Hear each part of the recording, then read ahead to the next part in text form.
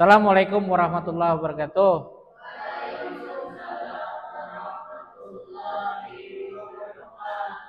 Sebelum kita memasuki materi pada hari ini, marilah kita berdoa.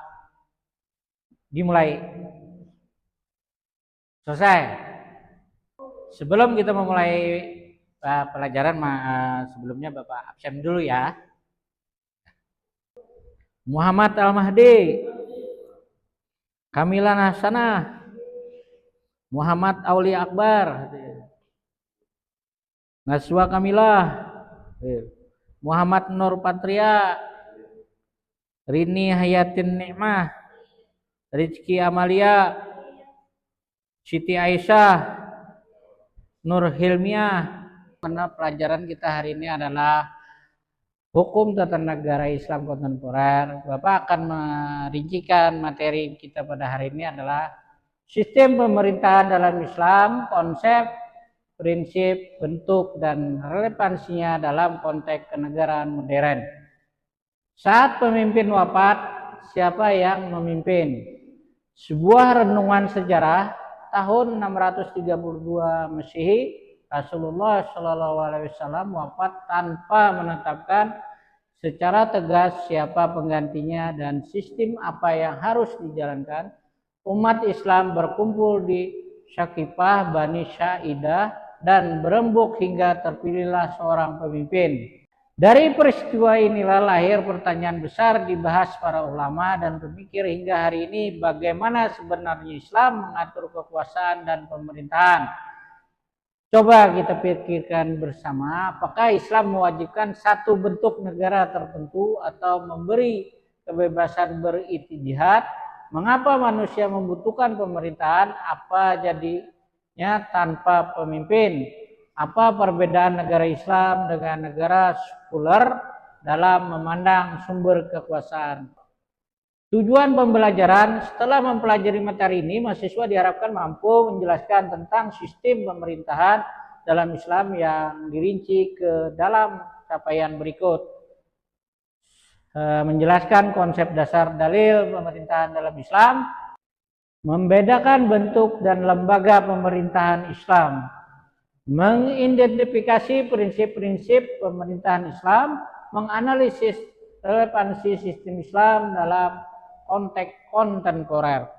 Peta materi pembelajaran: satu, konsep dasar, prinsip-prinsip, bentuk dan lembaga, konteks kontemporer. Konsep dasar pemerintahan dalam Islam: memahami apa, mengapa, dan atas dasar apa pemerintahan ditegakkan dalam ajaran Islam.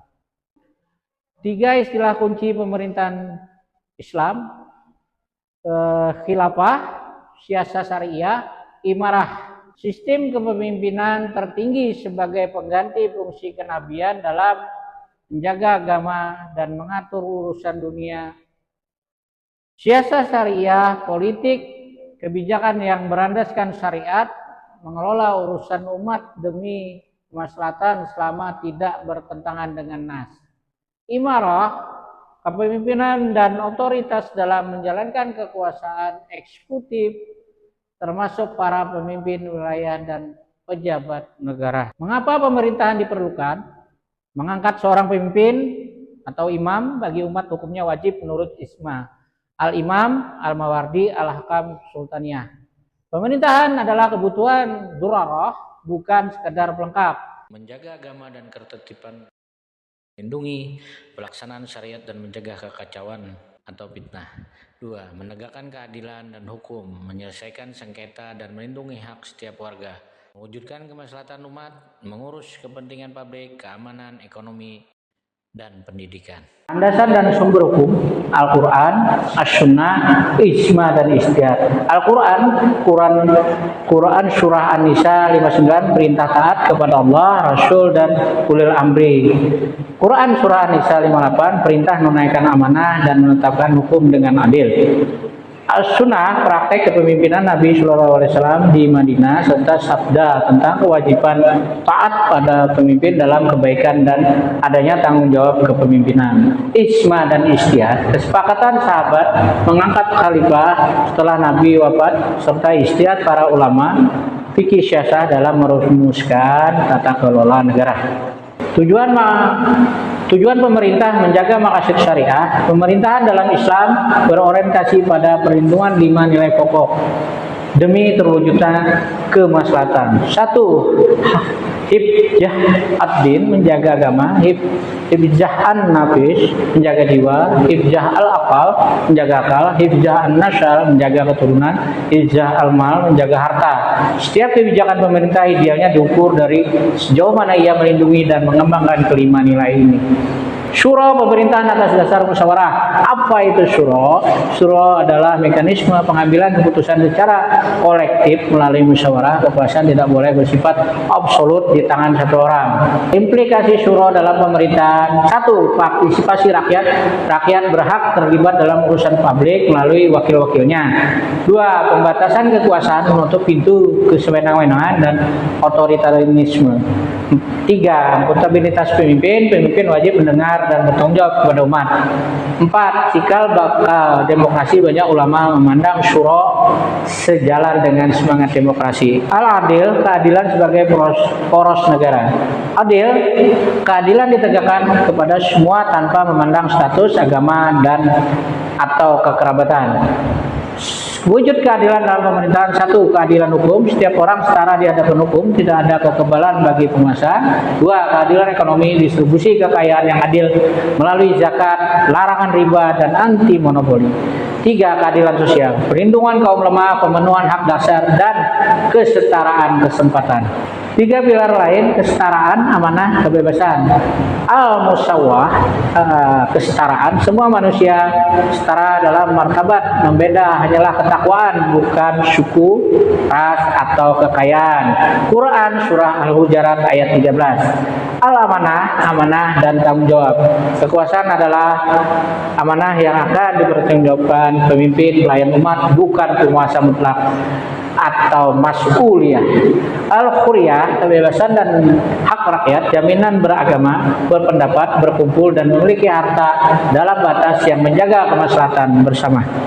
5 prinsip dalam satu bingkai: syura, musyawarah; adil, keadilan; musyawah, kesetaraan; amanah, tanggung jawab; huriyah, kebebasan dan hak. Latihan singkat: kebijakan publik aktual, misalnya layanan kesehatan. Identifikasi prinsip pemerintahan Islam, mana yang paling tercermin di dalamnya, dan jelaskan alasan kalian dalam 2 atau 3 kalimat.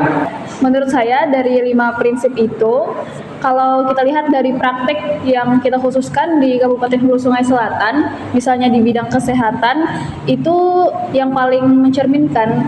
Misalnya seperti di keadilan, al-adil, artinya dalam Kabupaten Hulu Sungai Selatan ini, dalam fasilitas kesehatan itu sudah mencakup keadilan. Karena adil itu dalam keadilan sosial tercermin.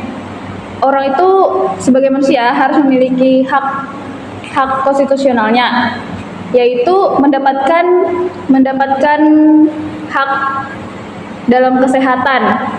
Di Kabupaten Sungai Selatan itu sudah cukup karena adanya rumah sakit di beberapa daerah gitu.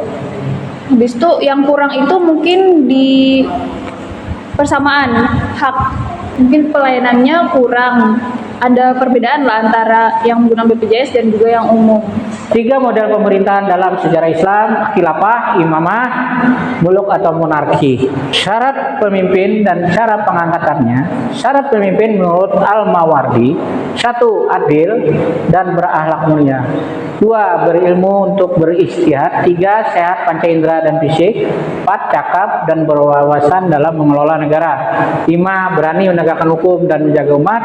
Mekanisme pengangkatan: Dewan Ahli, ulama, tokoh yang berwenang memilih dan membaiat pemimpin, semacam lembaga perwakilan. Baiat, janji setia rakyat kepada pemimpin terpilih, bentuk kontrak sosial timbal balik. Wasiat atau penunjukan, pemimpin sebelum menunjuk menerus lalu disetujui umat. Lembaga-lembaga pemerintahan Islam: 1. Lembaga legislatif, perwakilan memilih pemimpin dan menyalurkan aspirasi umat. 2. Pengawasan pasar dan moral publik, amar ma'ruf nahi munkar, mirip ombudsman. 3. Pembantu khilafah dalam menjalankan pemerintahan, wazir, tajwid, dan tahdid. 4. Urusan pertahanan dan militer untuk menjaga keamanan negara. 5. Lembaga yudikatif yang menegakkan hukum dan menyelesaikan sengketa secara adil. 6. Lembaga keuangan negara yang mengelola zakat, pajak, dan belanja publik. 3. Arus pemikiran politik Islam modern, formalistik, strukturalistik, substantif atau moderat. Memandang Islam wajib mewujudkan dalam bentuk negara Islam, misalnya menghidupkan khilafah atau penerapan syariat secara menyeluruh. Itu yang disebut dengan formalistik. Strukturalistik memisahkan agama dan negara Islam, dipandang sebagai urusan privat, negara dikelola atas dasar rasio dan kepentingan publik. Substantif atau moderat yang penting adalah nilai-nilai Islam, keadilan, syura, maslahat terwujud tanpa harus terikat satu bentuk negara tertentu. Isu kontemporer. 1. Relasi agama negara menemukan posisi yang tepat antara formalisasi syariat dan negara netral. 2. Globalisasi dan demokrasi, adaptasi konsep klasik terhadap tata kelola dan teknologi modern. 3. Pluralisme dan HAM, menjamin hak minoritas dan kebebasan dalam bingkai nilai keislaman. 4. Ekstremisme PS moderasi, menolak penyalahgunaan agama untuk kekerasan, menguatkan wasatiyah. Sebaik-baik pemimpin adalah yang kalian cintai dan mencintai kalian, serta kalian doakan dan mendoakan kalian. Terima kasih. Teruslah belajar dan beristihad. Pemahaman yang baik tentang tata kelola negara adalah bekal untuk menjadi warga yang adil, kritis, dan bertanggung jawab. Sebelum saya tutup materi ini, Bapak ingin ngasih tahu ini buku wajib pegangan bagi mahasiswa ATN khususnya, dengan judul Islam dan Tata Negara karangan Munawir Sajali. Akhirul kalam, Bapak minta halal minta ridho. Assalamualaikum warahmatullahi wabarakatuh.